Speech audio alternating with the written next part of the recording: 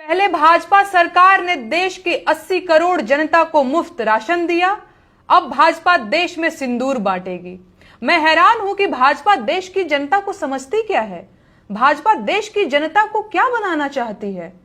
भाजपा के एक नेता क्रोनोलॉजी की बात करते हैं तो क्रोनोलॉजी मैं समझाती हूं। समझिए, पहले ये लोग झूठ बोलकर और 2 करोड़ नौकरियों का झांसा देकर सत्ता में आए, फिर इन्होंने हिंदू मुसलमान का खेल खेलना शुरू किया, लोगों को आपस में लड़वाया, फिर मुसलमानों की मॉब लिंचिंग हुई, फिर आतंकवाद और भ्रष्टाचार से लड़ने के लिए नोटबंदी हुई। मध्य वर्ग के लोग निम्न वर्ग में आ गए और गरीब लोग सड़क पर आ गए।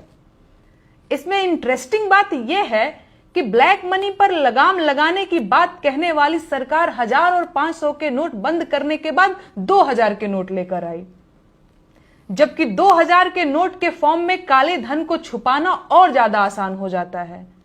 तो अब आप सोचिए कि इससे काले धन पर लगाम लगी होगी या इसमें इजाफा हुआ होगा। खैर, तो नोटबंदी की वजह से बहुत सारे हिंदुस्तानी भयंकर गरीबी की चपेट में आ गए, लेकिन इस दौरान मोदी जी की सरकार नौकरी के सवालों के जवाब में हिंदू मुसलमान की बातें करती रही। गरीबी से घिरी जनता ने जब विदेशों से लाए जाने वाले काले धन की बात करके 15 लाख की मांग की तो उसे पूरी बेहयाई के साथ खीसे निपोरकर चुनावी जुमला बता दिया गया और गरीब जनता बेचारी हक्का बक्का होकर मुंह ताकती रह गई।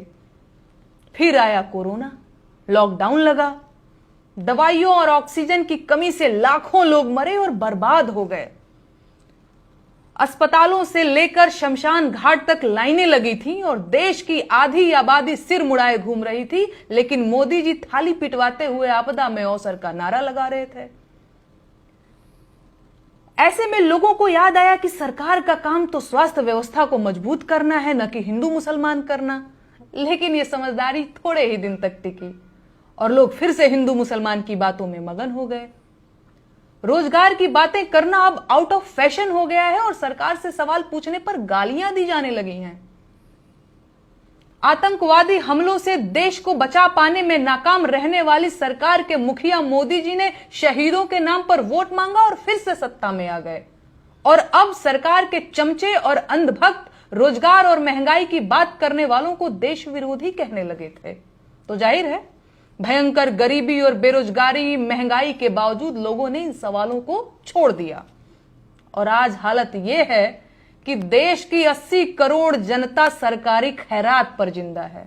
मेरे ऊपर सरकार से सवाल पूछने के लिए देशद्रोह का मुकदमा दर्ज किया जा चुका है और सरकार देश भर को अपना सिंदूर देना चाहती है।